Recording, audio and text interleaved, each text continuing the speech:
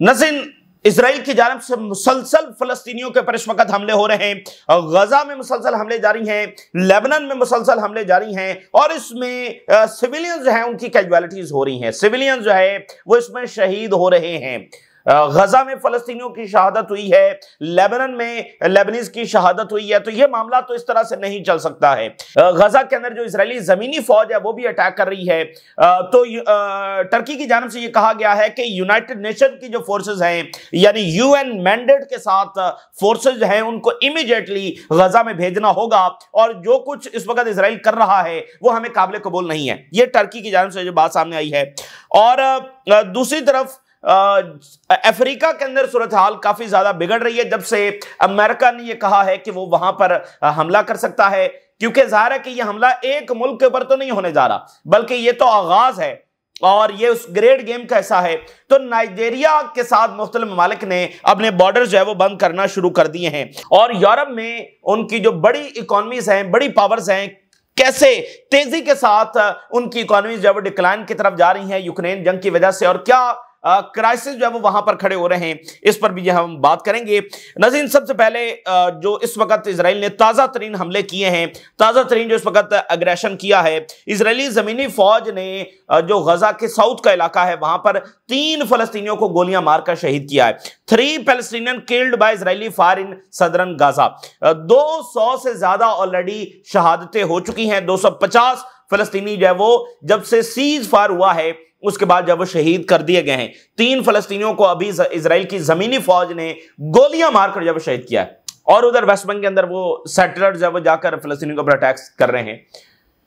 तो ये मामला तो इस तरह से नहीं चल सकता है। दूसरी तरफ 2 लेबनीज जब इस वक्त शहीद हुए हैं, इजराइल ने वहां पर एयर स्ट्राइक की है तो वहां पर लेबनीज मारे जा रहे हैं और लेबनीज गवर्नमेंट के ऊपर बहुत शदीद प्रेशर आ रहा है, ठीक है ना। रोजाना की बुनियाद के ऊपर अब इजराइल जब वहां पर इस तरह से अटैक्स कर रहा है कि वहां पर कैजुअलिटीज हो रही हैं। तो अमेरिका के एक बड़े जर्नलिस्ट हैं जज नेपोलिटानो, ये बहुत उनके फेमस और बड़े जर्नलिस्ट हैं, उन्होंने कहा है कि गजा की जंग की वजह से और जो बिलियनियर्स अमेरिकन एडमिनिस्ट्रेशन को इन्फ्लुएंस कर रहे हैं वो उसकी वजह से जो अमेरिकन क्रेडिबिलिटी है जो ऑलरेडी डैमेज हो चुकी है वो इरोड कर रही है, यानी बिल्कुल वो खत्म हो रही है। अमेरिकन क्रेडिबिलिटी तो पिछले 20-25 सालों में डैमेज हो चुकी है और इन 2 सालों में बहुत बुरे तरीके से डैमेज हुई है, लेकिन अब वो इरोड कर रही है। अब रही सही कसर भी ये निकल रही है कि उधर गजा में जो कुछ हो रहा है, फिर जैसे जो बिलियनर्स हैं वो कैसे इन्फ्लुएंस कर रहे हैं अमेरिकन इंतजामिया को, वो कैसे मामला चला रहे हैं, तो ये ओवरऑल अमेरिकन इंटरेस्ट के खिलाफ है। So he tells कि war on Gaza and concentrated Zionist media spending are weakening the US global credibility। ये बड़ी इंपॉर्टेंट बात है और ये उस तहरीक का हिस्सा है और अब ये एक नया इजाफा है कि इन्होंने खुलकर जब इस तरह से बात की है, जो Zionist मीडिया है अमेरिका में जिस तरह से वो चीजों को पोर्ट्रे कर रहा है और इन्फ्लुएंस कर रहा है कि अमेरिका मुसलसल जब इजराइल को सपोर्ट करता है और यही अमेरिकन मफाद में, कोई अमेरिकन मफाद में नहीं है।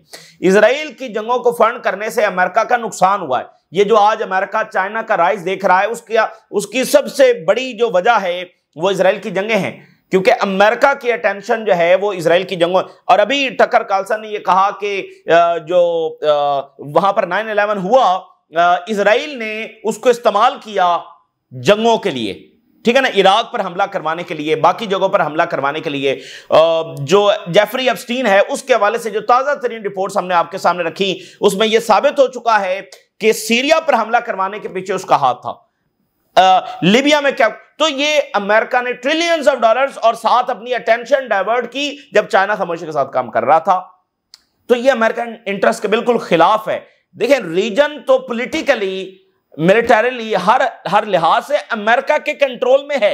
यहां की गवर्नमेंट्स तो अमेरिका की बात सुनती हैं, फिर उनको मुसलसल दगा देना, उनको सीज फायर की बात करके सीज फायर तोड़ देना, जंगों को फैलाना और अभी वो एक नए हमलों की तैयारी कर रहे हैं, तो ये तो अमेरिकन इंटरेस्ट में नहीं है, ठीक है ना भाई। वो हुकूमतें तो ऑलरेडी अमेरिका के साथ है, चूचा भी करने के लिए तैयार नहीं है, तो उनको मुसलसल उनके इंटरेस्ट को डैमेज करना, तो इससे ओवरऑल अमेरिका का नुकसान हो रहा है। तो ये उन्होंने जब बात की है। सो टर्की ये कह रहा है कि हम पूरी तरह से तैयार हैं हर तरह का इकदाम उठाने के लिए। Turkey would be a key actor balancing Israel and disarming Hamas. उन्होंने कहा कि हम एनी रोल जो है वो प्ले करने के लिए तैयार हैं और इजराइल का जो विड्रॉल है, फुल विड्रॉल इजराइल अपनी फौजों का गजा से करे और इसको जब यकीनी बनाया जाए। और फिर उन्होंने कहा, यह टर्की अब बात कर रहा है कि मिडिल ईस्ट में इजराइल को लगाम डालने के लिए टर्की आगे आएगा। उन्होंने कहा कि जब से इराक तबाह हुआ है, चूंकि इराक की जो आर्मी है वो मिडिल ईस्ट की सबसे स्ट्रॉन्गेस्ट आर्मी थी, तो मिडिल ईस्ट में इजराइल को लगाम डालने के लिए टर्की जो है वो आगे बढ़ेगा। Turkey has emerge the main geopolitical balancing actor against the Israeli position. Turkey सबसे ज्यादा वो बड़ी ताकत बनकर सामने आया है इराक के बाद जो इजराइल को लगाम डालेगा। तो इजराइल ने जब सिस्टमेटिकली यहां पर जो बड़ी ताकतें थी जो फलस्तीनी कॉज को सपोर्ट करती थी उसको जब तबाह किया है। और ये 90s में नेतन्याहू ओपनली ये कहता था कि उसकी ये पॉलिसी है कि वो हर उस स्टेट को तबाह करेगा जो फलस्तीनी कॉज को सपोर्ट करती है। तो सद्दाम हुसैन बहुत बड़े सपोर्टर थे फलस्तीनी कॉज के, मुअम्मर कज़ाफी बहुत बड़े सपोर्टर थे, शाम बहुत बड़ा सपोर्टर था। तो इन सबको जब उन्होंने तबाह किया है और अब वो ईरान को करना चाहते हैं। टर्की के foreign minister calls for piece in Gaza, demands के क्लियर फ्रेमवर्क होना चाहिए कि जो इजराइल सीज फायर वायलेशंस कर रहा है उसको एड्रेस किया जा सके, यानी इस तरह से मामला जब नहीं चल सकता है। तो जाहिर है कि यहां फलस्तीनी जो वो शहीद हो रहे हैं, तो हमास ने कहा कि हम बिल्कुल खामोशी के साथ जब नहीं बैठेंगे। तो टर्की कह रहा है कि क्लियर फ्रेमवर्क जो वो होना चाहिए। उर्दगान ने ये कहा है, Erdogan slams Israel poor ceasefire record as more than 200 killed since agreement. ये कौन सा सीज फायर है जिसमें 200 से ज्यादा फलस्तीनी जब शहीद हो गए हैं। हम एक ऐसी एंटिटी का सामना कर रहे हैं जिसने 200 मासूम लोगों को सीज फायर के बाद भी जो है वो मार दिया है। और हम वेस्ट बैंक की जो एनेक्सेशन है उसको अलाउ नहीं करेंगे और हम जो यरूशलेम का स्टेटस है और जो सैंक्टिटी है अल-अक्सा मॉस्क की उसको तब्दील नहीं होने देंगे। ये उर्दगान का स्टांस जब वो सामने आया। नेतन्याहू ये कह रहा है कि हमें एक बहुत बड़ी फौज की जरूरत है, वी नीड अ लार्ज, और एक अकलमंद फौज की जरूरत है। पता नहीं वो कहना चाह रहा है कि ये जो फौज है ये अकलमंद नहीं है, और एक वाइज आर्मी और बड़ी आर्मी इसकी हमें जरूरत है। और हम जो सर्विस का टाइम है उसको भी बढ़ाएंगे और रिजर्व फोर्सेस को भी बढ़ाएंगे। तो अरब्स तो अब्राहम अकॉर्ड के बारे में सोच रहे हैं, इजराइल से टेक्नोलॉजी लेने के बारे में सोच रहे हैं, और इजराइल जो है वो अपनी आर्मी बढ़ाने के बारे में सोच रहा है। तो मिडिल ईस्ट के मुल्कों को बुनियादी जो काम करना है वो अपनी आर्मी तैयार करनी है, बजाय कि वो इसमें पड़े रहेंगे। इजराइल उनको साइंस देगा, टेक्नोलॉजी देगा और प्रॉस्पेरिटी देगा। ये पता नहीं कौन सी पॉलिसी है जिसको इन्होंने परसू किया है। तो अब आप देखिए, वो इजरायली फौजी जिन्होंने फलस्तीनी जो प्रिजनर्स हैं उनका रेप किया था, उनको जो है वो रिहा कर दिया गया है। ये आज का इजराइल है और हमेशा से ऐसा ही था, बस अब वो खुलकर ज्यादा सामने आया। तो मिडिल ईस्ट की गवर्नमेंट्स को चाहिए कि वो अपनी आर्मी तैयार करें इधर उधर की पॉलिसीज को सोचने के बारे में। और जॉर्डन को चाहिए कि इजराइल की तरफ जाने वाले मिसाइल जो है उनको गिराने के बजाय अपनी सिक्योरिटी और अपनी जो स्ट्रेंथ है उसके हवाले से काम करे और फलस्तीनी कॉज के लिए काम करे, बजाय इसके कि वो इजराइल को इंटेलिजेंस फराहम करे, उसके लिए तिजारत करे और उसकी तरफ जाने वाले मिसाइलों को गिराए। साइप्रस के साथ इजराइल का एक मुआहदा हुआ है। इजराइल जब वो साइप्रस को गैस देगा, तो साइप्रस में जो एक्टिविटीज इजराइल की बढ़ रही हैं, टर्की इस पर ऑलरेडी खबरदार कर चुका है। तो आज यानी ये एक इजराइल की एक अटेम्प्ट है ना वहां पर इन्फ्लुएंस गेन करने की। तो अब वो गैस का एक बड़ा एग्रीमेंट इन्होंने किया है। ईरान के सुप्रीम लीडर ने कहा है कि हम अमेरिका के साथ टॉक्स कर सकते हैं। अमेरिका ने अभी 2 दिन कबल जो है वो ईरान को मैसेज भेजा है कि हम दोबारा टॉक्स करना चाहते हैं। तो ईरान ने कहा कि हम टॉक्स कर सकते हैं लेकिन हमारी कुछ शराइत है, और शराइत यह है कि अमेरिका रीजन की बेसिस छोड़कर यहां से चला जाए और इजराइल की सपोर्ट बंद करे। उसके बाद हम सोचेंगे अमेरिका के साथ टॉक्स करने के बारे में। We will consider Washington's demand for cooperation only if it ends the support for the Zionist entity and removes its basis from our region. तो Tehran rejects US messages claim blast US moves in Caribbean. Venezuela के हवाले से भी Iran ने सख्त position ली है और मुखालफत की है जो अमेरिका वेनेजुएला पर हमला करने का इरादा रखता है। तो कोई यानी ईरान, देखें अमेरिका ने फिर मैसेज भेजा जी हम टॉक्स करना चाहते हैं। तो ईरान जो हमेशा टॉक्स करना चाहता है, हमेशा निगोशिएशंस को उसने आगे बढ़ाया है। और जब ईरान पर हमला हुआ उस वक्त भी वो अमेरिका के साथ टॉक्स ही कर रहा था। अब फिर वो इनकार क्यों कर रहा है? क्योंकि डिप्लोमेसी एक तो मजाक बन के रह गई है, दोबारा मुज़ाकरात के चक्कर में वो एक नया हमला प्लान कर रहे हो, कुछ कहा नहीं जा सकता। और तीसरी बात यह है कि देखिए, ये एक वेस्टर्न पावर्स का घमंड है कि वो किसी भी मुल्क पर अटैक करेंगे, कुछ भी वहां पर करेंगे, और बाद में उन मुल्कों की मजबूरी है कि उनको अमेरिका के साथ और वेस्ट के साथ बैठना ही बैठना है। तो ये जरूरी है कि उनको दिखाया जाए कुछ, ठीक है, जितना हो सकता है। तो इसलिए ईरान नहीं जा रहा, क्योंकि एक तो सीरियस मुज़ाकरात नहीं है, और दूसरा मतलब हमला कर दो और फिर मुज़ाकरात की दावत दे दो, ये तो नहीं चल सकता ना। जो कुछ ईरान में उन्होंने जिस तरह से हमले किए हैं हॉस्पिटल्स के ऊपर और मीडिया सेंटर्स के ऊपर और सिविलियंस के ऊपर, इवन जेलों के ऊपर उन्होंने अटैक्स किए, क्या कसर उन्होंने छोड़ी है ईरान के अंदर खाना जंगी करवाने के हवाले से। तो ईरान जो पूरी तरह से स्टांस ले रहा है। तो उधर जो है वो नाइजीरिया, जिस पर अमेरिका ने हमला करने की धमकी दी है, फौजें उतारने की धमकी दी है, तो इसके साथ जो मुल्क है चाड, इसने अपने बॉर्डर्स नाइजीरिया के साथ जो वो बंद कर लिए, और वजह वही है कि अमेरिका किसी भी वक्त जो अटैक कर सकता है। तो अगर अमेरिका, ये यानी अमेरिका की किसी एक मुल्क में एंट्री नहीं होगी, ये अमेरिका की अफ्रीका में एंट्री होगी। ऑलरेडी सारा अमेरिका है वहां पर, लेकिन अब ये किसी और अंदाज में होगी। ये जो सारे ममालिक है नाज़रीन, यहां से इन मुल्कों ने जो वेस्ट की बेसेस हैं उनको कुछ पिछले टाइम के अंदर खत्म कर दिया। फ्रांस की यहां पर बेसेस थी, बाकी मुल्कों की थी, उनकी बेसेस को इन मुल्कों ने, जिसमें खास तौर पर बर्किनो फासो है, माली है, नाइजर है, इन्होंने खत्म किया है। और यहां पर रशिया, चाइना, इनका इन्फ्लुएंस है वो बढ़ रहा है। और वो कैसे बढ़ रहा है? वो वहां पर इन्वेस्टमेंट्स कर रहे हैं, म्यूचुअल एग्रीमेंट्स के जरिए जा रहे हैं, वो वहां पर कॉलोनाइजर बनकर नहीं जा रहे हैं, कोई हमला करके नहीं जा रहे हैं। तो कोई कंपैरिजन नहीं है चाइना और वेस्ट का। तो जनाब अली, अब ये यानी कि अफ्रीका इनके हाथ से निकल रहा है, क्योंकि वो तेजी के साथ इनकी बेसेस जब वो खत्म कर रहे हैं। तो अब ये एक नई तर्ज की एंट्री होगी, देखते हैं कि इसमें वो हमला करते हैं या नहीं। लेकिन नाइजीरिया के साथ जो बॉर्डर्स है उन्होंने बंद करना शुरू कर दिए हैं। जापान की जो नई प्राइम मिनिस्टर हैं, उन्होंने कहा है कि वो एक शख्स के साथ मिलना चाहती हैं, और उस शख्स का नाम है किम जोंग अन। किम जोंग अन से मुलाकात की ख्वाहिश का इजहार नई जापान के प्राइम मिनिस्टर ने कर दिया है। Japan new prime minister wants face time with Kim Jong Un, बराह रास्त 1-to-1 आमने सामने मुलाकात। अभी जब ट्रंप एशिया के दौरे पर आए हुए थे, उनकी भी बड़ी ख्वाहिश थी किम जोंग अन से मुलाकात करने के लिए, लेकिन किम जोंग अन ने ट्रंप से भी मुलाकात नहीं की। दुनिया के लीडर्स मारे मारे फिरते हैं, एक मुलाकात उनकी ट्रंप के साथ हो जाए। ओआईसी लीडर्स को ही देखिए, एक अमेरिका से कॉल आ जाए तो जनाब अली तो किम जोंग अन जो है, ट्रंप ने ये कहा भी सही कि वो किम जोंग अन से मिलना चाहते हैं, और वो अपने दौरे को एक्सटेंड भी कर देंगे अगर किम जोंग अन मिलने के लिए राजी हो जाए। तो किम जोंग अन नहीं मिले हैं, वो चाइना के सदर के साथ मिले हैं, और जब प्यूटन आए हैं तो बादशाहों की तरह उनका इस्तकबाल किया है, लेकिन ट्रंप के साथ नहीं मिले।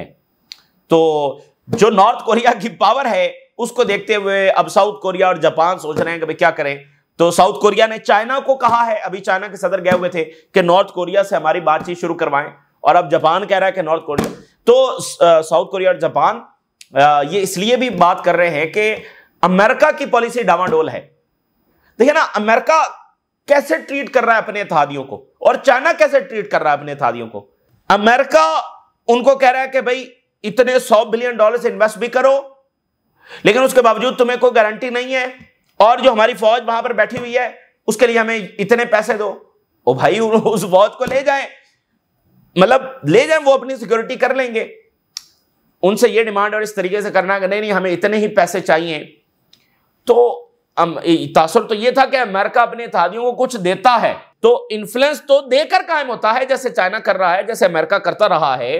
तो इन्फ्लुएंस ऐसे ही कायम होता है कि आप मदद करते हैं तो वो मुल्क आपके साथ खड़े होते हैं, उनसे पैसे लेकर। इसका मतलब अमेरिकन इकोनॉमी की इतनी बुरी हालत हो गई है कि वो अपने इत्तेहादियों को इस तरह ट्रीट करने लग गए हैं कि जैसे उनसे जजिया ले रहे हैं, ये उनकी कॉलोनीज है और उनसे वहां से ये इतने पैसे लेने ही लेने। तो बहरहाल ये मुल्क कह रहे हैं कि हमें किम जोंग अन से मुलाकात करनी है, नॉर्थ कोरिया के साथ रिलेशंस बढ़ाने हैं। तो ये सबक जो है मिडिल ईस्ट के मालिक को भी सीखना चाहिए और ओआईसी वर्ल्ड को भी सीखना चाहिए। जब आपके पास पावर होती है तो ही फिर दुनिया आपके साथ सही तरह से बात करती है। अगर आप कमजोर हो तो इस दुनिया में आपका सर्वाइवल नहीं है। तो 57 इस्लामी मुल्क एंड ओनली वन इजराइल, उसका कुछ भी ये बिगाड़ नहीं सके हैं। और इनके जवाल का, इनका जो जवाल है वो नेतन्याहू में देखिए, एक नेतन्याहू इन सब के ऊपर भारी है और ये कुछ भी नहीं कर सके उसका। तो ये अपना जवाल जब वो वहां पर देख सकते हैं। तो एक ही मुल्क है ईरान, जो अब आपको अंदाजा हो गया होगा 2 साल की इस जंग के बाद और बाकी ओआईसी वर्ल्ड कैसे उसने इजराइल और अमेरिका के साथ बात करते हैं और इजराइल के साथ ये खुफिया मुलाकातें करते रहे और ईरान के खिलाफ ज्वाइंटली लड़ा है। तो कितनी बड़ी बात होगी। ईरान जंग नहीं चाहता, ईरान अमेरिका के साथ अच्छे ताल्लुकात चाहता है। ईरान अमेरिका के साथ अच्छे ताल्लुकात चाहता है, लेकिन उनको अच्छे ताल्लुकात मिलते नहीं है। मसला यह है, उन्होंने बड़ी कोशिशें की हैं लेकिन आगे से उनसे सरेंडर मांगा जाता है। सरेंडर तो वो करने के लिए तैयार नहीं है। वो अच्छे बराबरी के मुनासिब ताल्लुकात चाहते हैं कि कोई मुखालफत भी ना हो, तिजारत भी हो और ये मामलात आगे बढ़े, लेकिन उनसे बदले में सरेंडर डिमांड किया जाता है। उनसे कहा जाता है अपना न्यूक्लियर प्रोग्राम खत्म कर दो, उनको कहा जाता है अपने मिसाइलों की रेंज खत्म कर दो। तो ये तो उनके डिफेंस है ना, तो वो इसलिए मामला चलता नहीं है। तो अब जरा यूरोप को देखिए। आज टेलीग्राफ ने रिपोर्ट किया है कि बरतानिया उज़्मा, बरतानिया का जो कर्जा है तेजी के साथ बढ़ रहा है और इस वक्त जो उनका कर्जा है वो $3 ट्रिलियन तक पहुंच चुका है। UK's national debt grows at fastest rate of any advance economy and now the national debt is almost $3 trillion. किसी भी एडवांस इकोनॉमी में सबसे तेजी के साथ जिसका कर्जा बढ़ रहा है वो बरतानिया है, अकॉर्डिंग टू टेलीग्राफ। अब जरा इटली की रिपोर्ट देखिए। इटली का जो बजट डेफिसिट है उसमें तेजी के साथ इजाफा हो रहा है। 2022 में उनका जो बजट डेफिसिट था वो 72 बिलियन यूरोस था और 2025 के इन 8 महीनों के अंदर जो रिपोर्ट आई है 2025 के 8 महीनों की, वो 129 बिलियन यूरोस हो चुका है। यानी उस डेफिसिट के अंदर इजाफा हो रहा है। डेफिसिट में इजाफा हो रहा है तो जाहिर है कि फिर कर्जा लेना पड़ेगा डेफिसिट को पूरा करने के लिए, तो कर्जे में इजाफा होगा। ग्रोइंग एक्सपेंसेस हैं, जो एक्सपेंस है वो बढ़ रहे हैं क्योंकि दरमियान में पैसा यूक्रेन को देना पड़ रहा है और इजराइल को भी कुछ दिए होंगे इन्होंने। तो Italian government has once again increase the national debt, तो कर्जे में भी इजाफा हो रहा है। Completely undoing the initial success of Meloni government in reducing debt. तो जो मेलोनी की गवर्नमेंट थी जो डेट को नीचे ला रही थी, अब वो मामला बिल्कुल रिवर्स हो गया। तो ये है यूरोप की। और जर्मनी की हालत आपके सामने, हम वो उस पर तो कई रिपोर्ट्स रख चुके हैं। फ्रांस की भी यही हालत है। तो ये यूरोप की बड़ी इकोनॉमीज हैं। पोलैंड के सेनेटर क्या बात कर रहे हैं? पोलैंड के सेनेटर ये कह रहे हैं कि पोलैंड की गवर्नमेंट की इस वक्त की जो पॉलिसी है इसका नतीजा ये निकलेगा कि ये रशिया के साथ जंग में ड्रैग हो जाएगा, क्योंकि पोलैंड जो है वो बहुत ज्यादा हॉस्टिलिटी दिखा रहा है। May itself become a victim of this conflict. Poland खुद इसमें जो ड्रैग हो जाएगा। उन्होंने कहा कि पोलैंड जो है वो अपने इत्तेहादियों और अमेरिका के ऊपर इलाह कर रहा था और कर रहा है, लेकिन वो इसको मुश्किल वक्त में फ्रंट लाइन के ऊपर इसके साथ आकर खड़े नहीं होंगे। और यहां पर जो हमारी पॉलिटिकल एलीट है जो हॉस्टिलिटी रखती है रशिया के हवाले से, असल में ये एक वो रिवायत चली आ रही है कि हमारी रूलिंग एलीट जो है वो रशिया को हमेशा दुश्मन ही समझती है। और इसका नतीजा ये निकलता है कि हम जो है वो पोलैंड के लोग जो हैं वो मुसलसल ट्रेजेडीज में रहते हैं। कभी किसी जंग में इन्वॉल्व हो गए, आलमी जंगों में इन्वॉल्व हो गए। तो इस वक्त जो पोलैंड के प्राइम मिनिस्टर हैं उन्होंने ये कहा है कि यूक्रेन का राइट है कि वो यूरोप में रशियन फैसिलिटीज को अटैक कर सकता है। यूक्रेन यूरोप में रशियन फैसिलिटीज को अटैक करने का राइट रखता है, ये पोलैंड के प्राइम मिनिस्टर ने कहा है। और आपको याद है कि हंगरी के प्राइम मिनिस्टर ने कल जो सख्त तरीन ट्वीट पोलैंड के प्राइम मिनिस्टर के खिलाफ किया है। अच्छा, पोलैंड के प्रेसिडेंट जो अभी रिसेंटली आए हैं वो इस जंग के खिलाफ है, पोलैंड के अवाम इस जंग के खिलाफ। तो ये यानी कि वहां पर सूरत हाल है। अच्छा, अब चाइना यूरोप और कनाडा को ऑफर कर रहा है कि हमारे साथ तिजारत बढ़ाएं। अमेरिका ने आपके साथ जो ऊंची नीच की है, हमारे साथ ताल्लुकात बढ़ाएं, यही वो ऑफर साउथ कोरिया को कर रहे हैं। China resumes group tours to Canada to boost people to people contact. Foreign minister China जो है वो पीपल टू पीपल ताल्लुकात कनाडा के साथ बढ़ाने के लिए ग्रुप टूर्स है वो शुरू कर रहा है।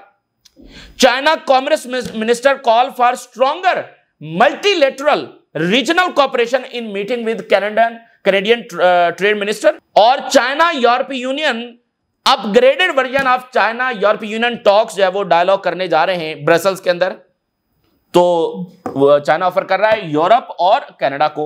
तो ये इस वक्त की जनाब वाली सूरत हाल है जो आपके साथ शेयर किया आपने। राज और आगाह करें, इजाजत दीजिए, अल्लाह हाफिज।